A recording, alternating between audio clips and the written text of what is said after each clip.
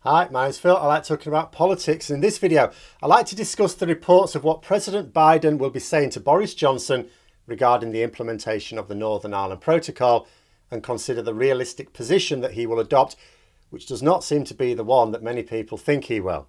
But first, if you'd like to be notified of daily news and politics, please subscribe to the channel and click the bell notification icon. So, as part of the G7 meetings this week, President Biden will meet with Mr. Johnson for talks between themselves and their senior advisors, no doubt. Nothing needs to be revealed to the public about what is said beyond what they wish to report. But part of the conversations will be important for the public as well, and so Biden's team have given us advance copy of what he will be saying. Now, regarding Brexit in Northern Ireland, Biden will make it clear that the Northern Ireland Protocol is instrumental to peace in Ireland and for the Good Friday Agreement. It's as simple as that. There is no coming up with excuses to renege on the treaty which Johnson personally signed of his own free will. A treaty is for life, not just for Brexit, as you might say. Now, one side of the Brexit divide will pick up that statement as the President responding to the Irish lobby and being very firmly on the side of the EU in this. This is not technically true. Now, last year, for much of last year, people would ask me about the US trade deal. So, if Biden wins, then that'll be good for us, won't it? And my response was, not really. Not really, because when it comes to a lot of things, Biden stands in a very different place to Trump. But when it comes to the US trade deal, what Trump wanted is basically what Biden wants. It is true that Biden is going to technically back the EU's position over the current UK position because the UK's solution is to drop the protocol and necessitate a hard border inside Ireland. This is unacceptable. Frankly, it should be unacceptable to everyone, but it is absolutely unacceptable to the United States. And not because their president identifies very strongly as Irish American. This was the position of the majority of American legislators whilst Trump was president as well. Biden's team have also announced that the president will tell Johnson that the prospects of a US trade deal will be damaged if the protocol is not respected. Now, if it were just Biden who viewed the protocol as essential, the Irish-American link, this wouldn't necessarily mean a great deal. Yes, Boris Johnson has staked much of his Brexit strategy on a US trade deal. All the other trade deals he has or can get are inferior to what we had as EU members. But the EU don't have a free trade agreement with the US. So if Johnson gets a deal with America, there's no way for pains in the arse like me to point out how much worse it is than the EU one. Because there isn't one. Oh, sure, they have bilateral agreements, but they don't have a free trade agreement. Now, I could still point out how bad the deal is, just like I have with the others, but I can't say that we had a better one as EU members. Now, that's good enough for Johnson. So would an insistence on honouring the protocol carry much weight with a desperate Boris Johnson if it was just Biden keen on it? Not really. Biden has already indicated that he's in no rush anyway, and so we could well be waiting a few years. The Conservatives could well just decide, wait and see if Trump gets back in 4 years, or someone similarly deranged. But it isn't just Biden standing by the protocol. Congress have also made it clear that they would not pass any trade deal with the UK if we imperilled peace in Ireland.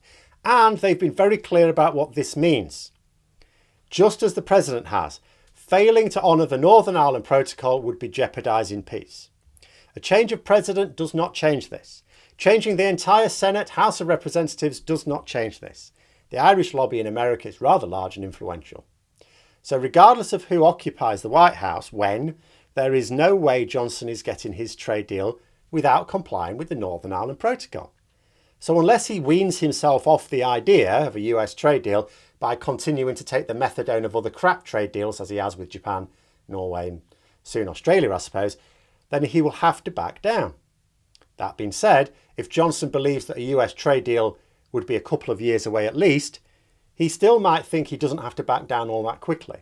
This is why Biden's threats over the US trade deal aren't going to bite hard. There'd need to be something else. If there was the prospect of a deal this year and Johnson was risking having it all collapse because of his stance, well, maybe. But that's not the case.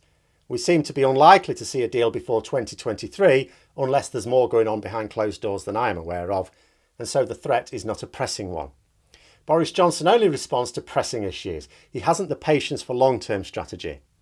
How do I remain Prime Minister until the end of the week is what he asks himself. But the other side of this is to remember that Biden is not on the EU side, as some are characterising it. He is the United States president. He is representing US interests.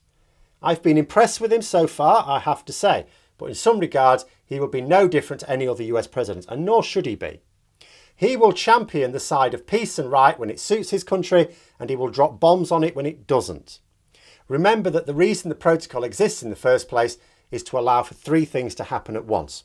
1, for the UK to diverge customs arrangements and standards from the EU. 2, for the EU not to suffer harm to their single market. And 3, to ensure that no hard border has to be placed inside the island of Ireland. It is only this third one that Biden cares deeply about. The first one he's actually in favour of. When it comes time to deal, he'd quite like the UK standards diverging in order to get a good deal for the US agricultural and pharmaceutical industries. He doesn't give a crap about the EU single market. Why should he? It's a huge competitor to his own country's economic might. The EU sets the standard around the world. It has even become powerful enough to tell large American multinationals what to do. This is unheard of. America is used to telling large companies around the world what to do. The EU does this now. It is not in America's interest for the EU single market to be preserved. This is why Biden has also indicated that the EU should not be excessively bureaucratic. Now, there is no evidence that the EU have been excessively bureaucratic. We've had no end of articles about this in the British media, and not one of those papers has yet been able to point out a single example of where this has occurred. That Biden would say this is not because he necessarily believes they are being finicky, but to emphasise that he doesn't give a crap if goods pass through holes in their customs border that shouldn't. Not his problem. As a result, he isn't laying the full responsibility for making the protocol work at the feet of the UK government, but also the EU Commission.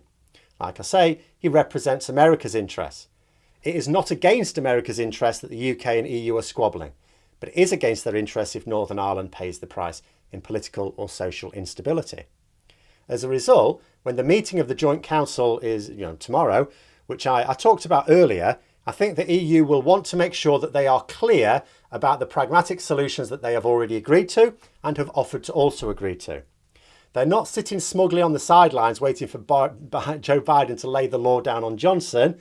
There's a very real battle to make sure that if Northern Ireland does descend back into the abyss, that the blame is clearly laid at the feet of the other side. The EU have already expressed the belief that Boris Johnson may actually be intending to remove the protocol altogether in time, and that he's just building up his excuses to justify it.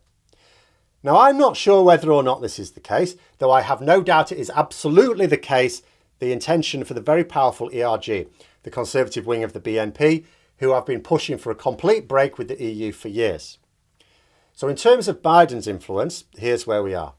The easy way to fix the protocol is to realign with the EU. Rejoining the customs union single market would solve everything. However, that wouldn't be in America's interest because we could not then import the agricultural products which do not meet EU standards. It would also be a bit of a blow to their pharmaceutical industry. This would be a massive US trade deal blocker. So Biden is happy for our standards to be divergent. Quite likes that. He just doesn't want the protocol dropping either because that would hurt Ireland politically. So it really is this simple for President Biden. He wants the protocol to be in place to avoid a hard border inside Ireland. He does not care if the alternative customs border in the Irish Sea, which is being managed by the UK government, is effective from the point of view of protecting the single market.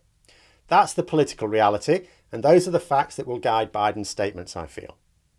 But those are my thoughts. Let me know yours in the comments below. Hope you found the video interesting. If you did, don't forget to click the like button. And if you'd like to support the channel further, please also click the Patreon link for details. And until next time, I'll see you later.